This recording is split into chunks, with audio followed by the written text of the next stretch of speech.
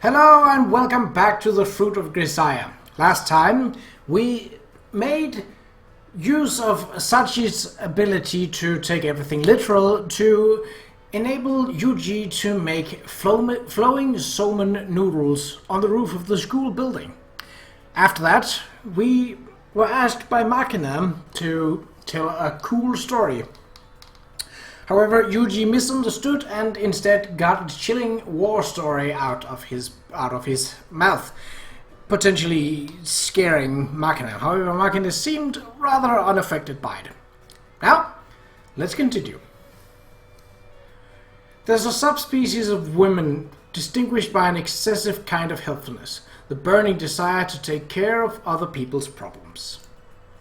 Within a few days of entering this school, I had a rough idea that Amane fit this busybody woman classification.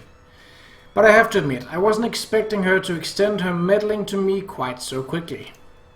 Although I suppose it's inevitable that we'd run into each other a lot since we live in the same dorm, it seems like she's coming up to me at every free moment and playing the big sister.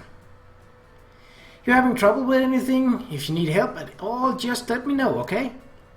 I wish she'd put herself in my shoes. It's not easy having to politely shoot her down every time. Yuuji-kun? Not wasting any time, are you?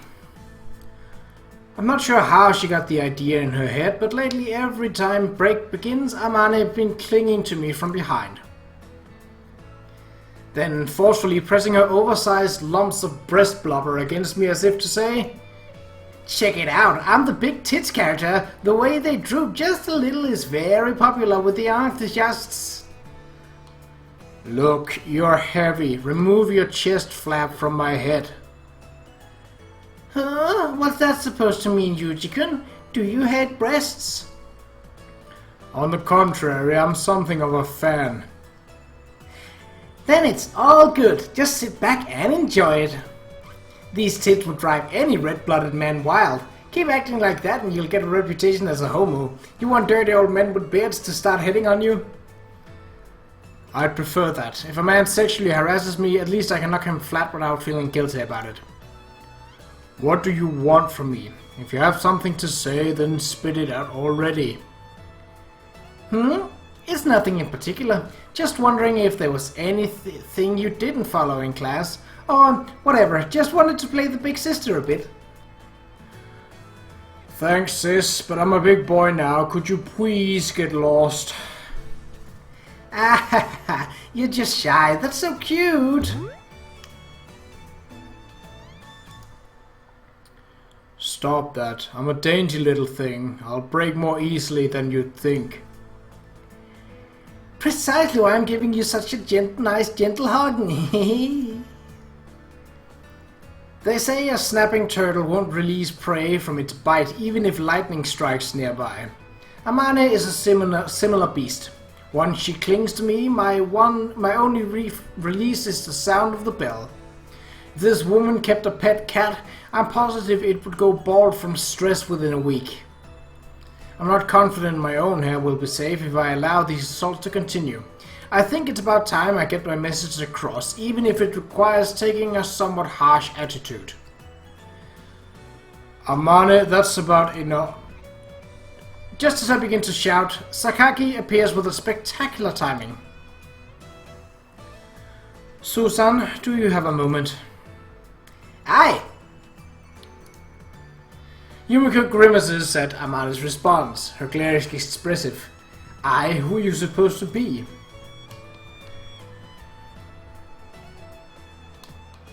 Well, alright then. You're supposed to prepare the projector for the upcoming geography class, remember?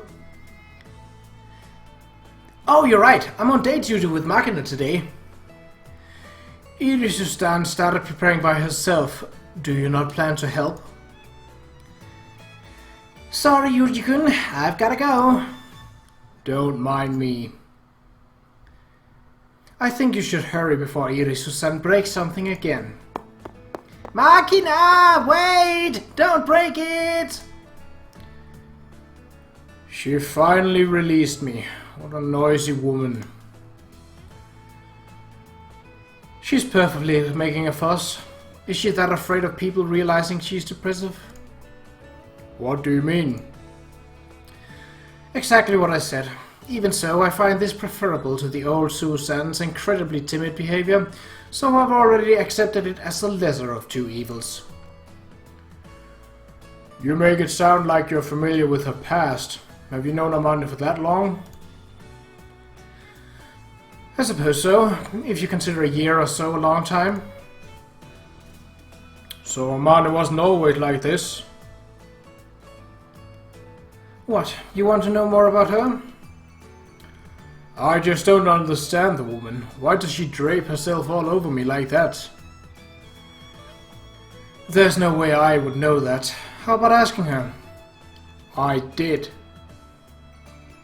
Just the other day, having stocked up necessities for my new dorm life at the local supermarket, I was wandering leisurely around the area in front of the station. Huh? It's you, Chan. What you doing here? Don't call me that. Why? It's cute. Spare me. Can't get any cuter than I already am. All the other girls will get jealous and start picking on me. Hehehe, that tongue of yours. Anyone ever tell you that it reminds them of someone? Like who? Who knows? More importantly, what's up? Shopping? Amane pointed at the plastic supermarket bag dangling from my hand. Box of tissues, pack of batteries, salad dressing and mayonnaise, also instant curry and dental floss, some bean sprouts. Look, don't start rifling through my bag. If you're buying curry, Shoei, I think I'm pronouncing that correct, Shoei by the north exit is cheaper than Sanyo by the south exit, you know? Shoei sells bean sprout at 29 yen a bag too. You're as knowledgeable as always. Do you wander around comparing prices all day long? It's not like I check every day. I just pay attention when I go shopping, I guess. She's got an impressive devotion to economizing. I felt definite admiration, since my master was a sort of wild woman who bought things without even looking at the price tag. Let's see, get milk, eggs and vegetables from Shoei, fish, meat and toilet paper from Sanyo. Try to remember that. Well, I'm not that caught up on the price. I appreciate the thought, but I just want a store that's convenient. It's all well and good to wander around looking for bargains, but when you consider the increased effort and consumption of time involved, getting too picky frequently turns into a loss. Well, I guess that's how guys are. That's right, I'll be going. You heading back? Yeah, I did finish my shopping. Then let's walk back together. As soon as the words left her mouth, Amane was standing by my side, firmly grasping my hand. What do you think you're doing? What are you talking about? This, of course. In demonstration, I raised the hand that Amane had gripped, or rather captured, her fingers entwined tightly with mine. What am I, a kid who won't go home unless Mama pulls him there? I got to admit, I don't remember acting quite that adorably, so I'm very interested in why and where you're coming from here. Still gripping my right hand tightly, Amane raised the forefinger of her other hand against her lip and racked her brains for an answer. Kind big sis walking home hand in hand with her brother role-playing? Oh, is that it? If it's role-playing, then I guess I have to play along. Ha ha ha ha ha. Did you really think I'd say that? Off. I forcefully yanked my arm free, shaking off Amane's grip. Ah, jeez, do you hate it that much? If you think that puppy dog face will make me act nice out of guilt, you're very wrong. Don't flirt in public, that's a rule of mine. So it's okay when we're alone? Stop twisting my words. The point is, I can't think of a single reason I should hold hands with you. Because I want to hold hands. isn't good enough? It's not an answer to the question why you want to hold hands. The truth is, because of a traumatic accident in my path, I feel really uneasy unless I'm holding hands with someone. Some kind of obsessive-compulsive disorder? What sort of accident was it? That's a secret! The hell? Haha, don't get mad, I'm just joking. As she spoke, Amane took my hand for the second time. Joking? When did the joke start? Ugh, this is irritating. Take the left at least. I can't calm down when someone's got a hold of my dominant hand.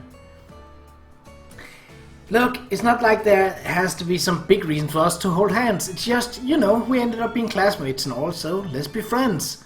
That's all I was thinking. Why get friendly with me? Do I need a reason? When you were a kid or whatever, did you go around picking your friends by some calculation of loss or gain? Hard to say. Didn't have any. Then let's reverse your question. Why don't you want to get friendly with me? I wouldn't say I don't. I just want to understand your motive. That is all good. Let's be friends. You're a weird one. I'm pretty sure there isn't a single normal kid at our school, you know. I'm going back. Yeah, let's... Having moved to my left as I requested, Amane didn't mess around any further. On her way back, she calmly acted her age. Holding hands really did seem to be enough to satisfy her. Doubts did run through my head. Considering it's only been a few days since we've met, she's bizarrely friendly. But still, she's a member of a class full of special cases. Despite her relatively normal facade, Amane must have her own unhappy circumstances. This hand-holding may well have some meaning for her. So, out of consideration for her past, you found yourself unable to flatly refuse her demands for physical contact. And that toleration gave rise to this flagrantly over-the-top fondling, right? We'll make a detective of you yet. You're quite full of yourself. Sakaki, what sort of accident was Amane involved in? I don't know. If it's not something you can talk about, I'll leave it alone. That's not it.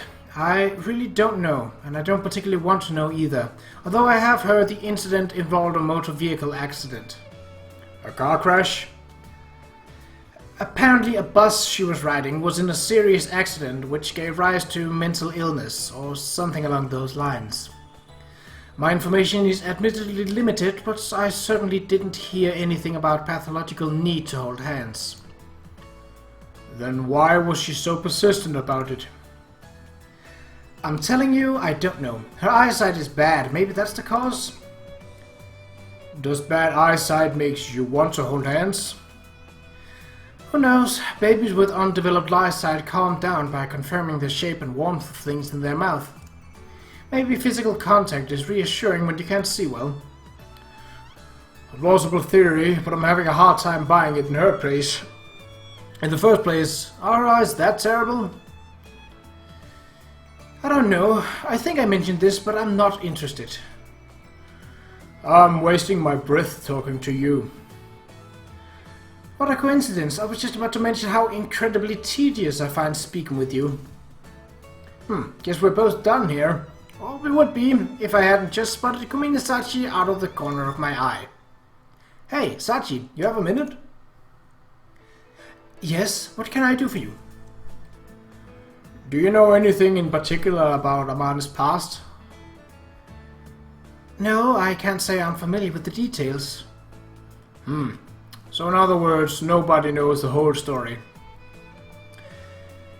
It's not the sort of topic we feel comfortable asking about, and if she recovered emotionally to a point where she could proactively share the story of her misfortune, she wouldn't be stuck in a place like this. True enough. As long as the person in question don't want to discuss it, I suppose I shouldn't pry any further. And in the first place, I'm a little dubious that Amane's past really has anything to do with holding my hand. Let's see, did you perhaps do something to gain her affection, prompting an unconscious desire to hold your hand? That's taking things in a new direction. Specifically, what do you think I did? Let's see, for example, maybe you rescued Amane-san when she was surrounded by a gang of hooligans? On a rainy day, she spotted you silently leaving your umbrella over an abandoned kitten in a cardboard box. What's so funny? Well, whatever. Neither rings a bell. I have no memories of us being lovers in a previous life either. A nasty memory like that would best be forgotten anyway. It is quite the event that a boy finally transferred into this school. Maybe she wanted to try out the experience of dating now that she has a chance. You think so? Incidentally, Sachi, does that mean you've got an interest in holding hands and going on a date with me as well? Well, I'm not opposed to holding hands itself. If you strongly ordered me, hold hands with me, we're going on a date, I'm fairly sure I wouldn't refuse. I see. Thank you for your valuable opinion. I'll file it under not helpful in the slightest. How about you, Sakaki? Me holding hands on a date with you? Right, got any interest? This is a problem. I'm not sure how to answer without hurting you. I get the picture. Thank you so much for your compassion. So in the end, asking around didn't get me anything resembling a clear answer. From what Sakaki says, it doesn't seem like Amane wants to hold hands indiscriminately. The mystery only deepened. You alright there, Makina? This door is narrow. Don't bump against it. Yeah, I got it. And literally 2 seconds later, you do it anyway. That sort of life form. Just at that moment, Amane enters the classroom, pulling Makina by the hand, oblivious to her gossiping.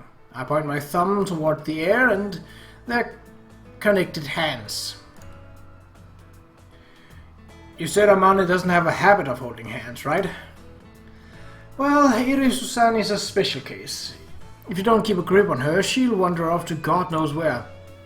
Sakaki watches Amane and Makina as she speaks. Suddenly she claps her hands together as if struck by a burst of insight. Perhaps she's put you in the same category as that girl. Say what? Wait, what? I've been put in the same category? With a kid like this, you'd half expect to get lost tottering after a butterfly? What a seriously unpleasant thought. Susan's the helpful type. You know, this might sound a little bad, but perhaps she just loves hopeless men. I appreciate that you're probably trying to help, but that's basically an indirect way of saying you look like a hopeless man. Yes, that is exactly what I meant to imply. Sakaki, could you please stop rubbing salt in the wound without even realizing it? It kind of stings. My, that's unexpected. I was trying to be as generous as possible too. Mind answering it one last question for me? What is it? Is there even a single normal person in this school? I thought I told you already. If they were normal, they wouldn't be here. And that goes for you as well. True enough. Don't think you've got some special variety of unhappiness. Sensing the admonition underneath Sakaki's words, I feel the stirrings of something like shame. Whether it's normal or not, this student life isn't bad in its own way. I've started to like this place enough to reach that conclusion. The whole way. A hobby is a window that gives you a fresh perspective on the world, or so my sister said. But when I was a kid, struggling through my daily life was about all I can handle. I disliked and avoided change, even when it might have brought me something new. So my sister's recommendation was to at least try reading books. That sister of mine was an unbelievably voracious bookworm herself, and she began to push the one she finished on me. I soon picked up a reading habit, although I didn't find any particular meaning in it at the time. My sister is dead now, as are my parents and my master, and yet I'm still reading. The sister who taught me to read books, the parent who weren't angry at me when I was reading books, and the master who praised me for reading books, buying me as many as I wanted. I'm grateful to them now, since I've found some meaning in the act of reading. Kazami-kun? Do you have a moment? Yep. I turn around in response to Yumiko's greeting and find her carrying a sizable load of paperback and hardcover books. I brought some books that I've finished reading. Interested? Sure, appreciate it, as always. It's fine, it's convenient for me to have you take them off of my hands. As anyone with a long-term reading habit is well aware, books pile up before you know it. That said, it's hard to just throw them away, and selling them to a used bookstore feels disrespectful to the author. The ideal is to find another avid reader to dump them on. Incidentally, before I came, Sakaki had apparently been pushing the books she finished onto the library. By now, she's established her own private shelf in there, full of pleasure reads. Most likely she spotted me by coincidence as she was carrying her books there, and figured she would save herself the walk. Heavy, right? Here. I slide my hand under the books Sakaki is carrying. Hey! Watch it. Don't take your hands off yet. The books are going to fall. Your hands seem to be touching mine. Of course it is. Don't worry, my hygienic standards are higher than you might expect.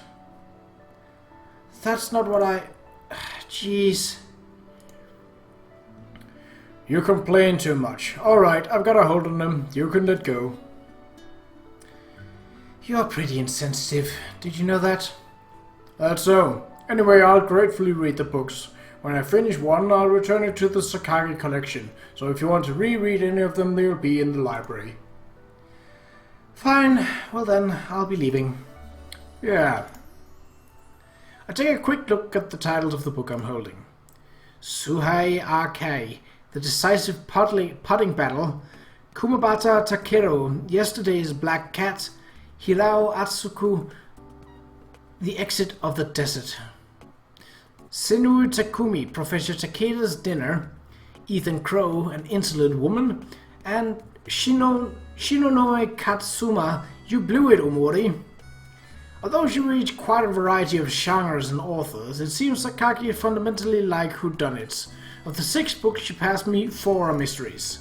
Come to think of it, I could easily see Sakaki sitting at a detective's desk, using her brains for a living. Flipping open one of the books, I speak toward the shadow of a nearby pillar. Makina, how long do you plan on hiding there? Gah! I'm not mad or anything. How about you come out? How'd you know it was me? Your aura is too crude. I can sense you even when you're hidden. That's news to me. I just said that for the hell of it. You were casting a shadow on the floor. I could tell it was you from the height and that shaggy head. So my stealth was the crude part? Pretty much. Why were you hiding in the first place? I wasn't really hiding, just keeping quiet till you and Yumi-chan finished talking. You don't get along with Sakaki? I'm okay with her, you know, but I don't think Yumi-chan likes me much. On the other hand, I'm pretty sure Sakaki said something like, I think Irisu-san avoids me on purpose. You're in a state of mutual wariness. Well, I suppose that does happen sometime. Sakaki, a guarded person who doesn't reveal her thoughts easily, and Makina, who feels most secure when she's buried away in someone's heart. The personal comfort zones may be incompatible. Well, it's foolish to expect everyone to get along with everyone else in the entire world. There's no need to forcibly push these two together, but at the very least, maybe a mutual compromise is called for. I don't think Sakaki dislikes you, Makina, so try not to hate her yourself. Like I said, I am okay with her. It's just, I don't know what to talk about with her. I see. Let me ask you instead. How the heck did you get so friendly with that cranky Yumi-chan? Well, it's not like we're particularly close, but we have a common interest in books, so I guess that helped things to get things started. Of course, I get the idea. Sakagi mostly views me as a little more than a convenient book disposal. After all, it's hard to say that you are friendly with someone who scowls so bluntly just because your hands touch. Makina, do you have any hobbies? Hobbies? I guess walking, maybe? Solo?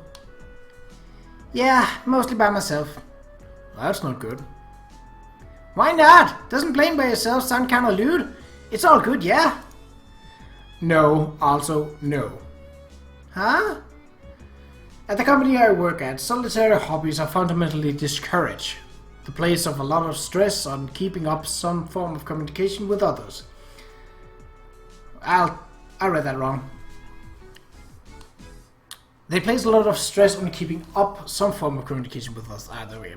When it comes to the interest of employees, the basics are alcohol, women and gambling, but it's a bit difficult to own up to that in front of the boss. Therefore, when asked, some of them just come up with a safe-sounding conventional hobby like shogi or go. I don't know what those are. When the superiors reacted favorably to those answers, the end result was that the hobbies column in the employee survey data recorded an overwhelming number of shogi buffs. Although going with the flow is pretty much the defining Japanese characteristic, it's still something of a pathetic story. Well, having given them a nice safe hobby like reading myself, I guess I can't really say too much. Nothing, just talking to myself. Incidentally, once you're the one giving the service out, in other words, an executive type, the hobby of choice would be gardening. Not something you can do when you are living out of a barracks. Are hobbies that important? Yes, it's better to have some interest than not, even if they're really worthless. For example, the aforementioned employees and their wine, women and song. Even then, if they can help you find a single common interest with someone, your hobbies are worthwhile as a social lubricant, even if they're worthless in any other respect. This is something I heard secondhand from a senior employee at my job, but sometimes you get cases like this. Ooh, we get another story. This is the story about a man who took a business trip to the Gifu prefecture. It was a group expedition with the purpose of field testing new equipment that had just been deployed through his company. At the time, the man in question was a new employee, not even out of his training period. Nonetheless, he found himself taking a long, bumpy ride into the mountains on a company bus, accompanied by the chief of his special department. The man didn't have the first clue why he had been selected for the trip, let alone what he'd be expected to do on it. To make matters worse, he was sitting next to a powerful superior he barely knew. In short, the man was about ready to vomit from sheer terror and anxiety. He fought desperately to keep calm, but his face was pale as a sheet.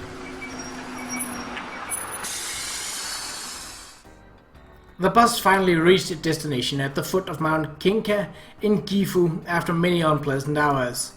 But the man's relief was temporary. As his boss informed him, they would be attending a large banquet in a high-class inn that night. Corporate banquets are basically a cruel kind of talent show. New employees were expected to perform some skill for the amusement of the gatherer's VIPs. The newbies from each department mounted the stage, one after another. Quite a few croaked out popular karaoke ballads with stiff faces, but there were also some pretty competent juggling acts. Even one stand-up comedy duo which got some laughs doing imitations of superiors. The man watched the other act with fluttering heart. His turn was approaching fast, but he was basically a walking, breathing lump of artistic incompetence, an asocial type without a single talent worth performing in front of others. Just as he was wondering whether he could escape by pretending a sudden illness, the man was practically kicked out onto the stage by his senior employees. For the lack of a better thought, he started to sing. But the man didn't know any popular song. Worse, he couldn't remember any of the standard folk songs or children music that might have worked in a pinch. The man went instead with the theme song from a superhero TV show, Lightspeed General Makarov, which he loved as a kid. By this point, he couldn't help but feel a growing sense of despair. This was, of course, the man's first time singing in public, and he didn't have much of a voice. Within moments, he was showered in jeers from the audience. "The hell are you singing? What's with you? Asshole, are you just making that up on the spot? That's enough! Get off the stage! You suck!" Although he wasn't the type to break down in tears, the man felt a deep urge to dig himself a hole and crawl into it. Only the sheer stubbornness carried him through to the last humiliating note. When it was over, the man quickly bowed from the stage and raced back to his seat. On that walk back from the stage, the man had a thought. I wish I learned a popular song or two. So, if he'd been singing karaoke as a hobby, he wouldn't have gotten embarrassed? Well, if you look at it that way, you're right, but the story isn't over yet. With the equipment test wrapped up, the man had returned to his new assignment at the branch office in Shizuoka. Someone called out to him as he was dealing with the transfer paperwork.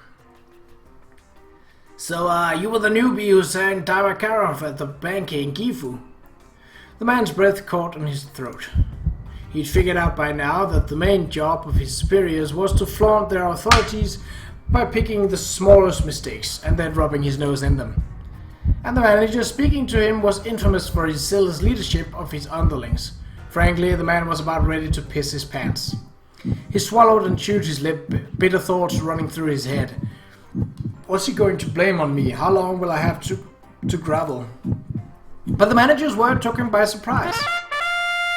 "I loved that show when I was a kid." The man blinked, dumbfounded by this unexpected development. "You from Hiroshima, kid?" According to the manager, Makarov reruns were played relentlessly every weekday afternoon on the local station. In other words, practically every child in Hiroshima grew up watching the show. But the man wasn't a Hiroshima native. In the area he lived in as a child, the Children's Encore Theatre program would broadcast old episodes of the show every summer. He just happened to see a few. Even so, the manager must have been really pleased to find a fellow Makarov fan, as he began to pull a few strings to the man's benefit. One night after work, the man returned to his bed in the company dorm to find that a white plastic bag had been tucked underneath the sheets of his neatly made bed. He didn't remember putting it there himself, and when he asked around, nobody else had any idea where it had came from. The bag contained a huge jelly roll and a cup of instant ramen. As a new employee, the man had to eat dinner at a set time of 5 p.m. By 10 p.m., lights out time at the dorm, all of the trainees would be starving. This supplemental meal was therefore a very considerate present. The man had an idea who was responsible. Most likely his Makarov buddy at the top was the only one who could have pulled it off. On top of the early dinner time, learning the ropes as a trainee is particularly tiring. His Makarov buddy had probably figured he'd have a hard time getting his young buddy to fall asleep on an empty stomach. The man actually didn't have a particularly big appetite and wasn't the type to be troubled by irregular meals. But then again, as a new employee, he didn't have much money he could spend freely on snacks and such. A little sugar was extremely welcome. If I get caught, they'll get punished too. So the man split the smuggled food with the other trainees in his room, and they all devoured their shares greedily. As the presents from his Makarov buddy, at the time they were known as the Makarov supply drop, continued, the talentless, quiet, and hobbyless triple threat contender for the asocial crown suddenly found himself getting along with the group in the dorm, all thanks to the Makarov connection. And 3 months later, when the man's training period came to an end, it was once again his Makarov buddy whose recommendation got him assigned to the cheaper branch of office he'd hoped for. In other words, when it comes to hobbies and interests, anything is fine. Finding friends you can talk about some common interest with is a really valuable thing. Sometimes something that small can be the trigger for gaining a huge leg up in life. That's the moral of the story. Oh, I don't really get it, but Makarov kinda sounds like Makaroon. I'm hungry. I thought it was a pretty meaningful story. I guess it didn't quite get across. Basically you're saying I should try stuff out and expand my interest. Instead I try playing with dolls wandering around by myself all the time? Well, more or less. When you're young, you should mess around with all sorts of things. Just try to find something that grabs you, even if it's stupid crap. How about you, Oni-chan? Anything got a hold on you right now? After all that spacing out, that's a pretty sharp question. I glanced down toward the pile of borrowed books I'm holding in my hands. I suppose, right now, I don't have anything other than reading that qualifies. I want a jelly roll! You aren't listening to a word I say, are you? Well, not to say that you need to. But the word jelly roll in the story got me all Jones in something fierce. Oh, and the macaroon man too. Go get Amane to make something. An excellent suggestion, Oni-chan. Come to Amane's room later, okay? Let's have snacks together. Yeah, if I'm in the mood. Okay then, see ya! I see. I learned my own lesson from this conversation. If there's a mention of food in the middle of a story, Makina won't remember another word. I'll have to be more careful next time. And next time will be in the next episode. So until then, take care.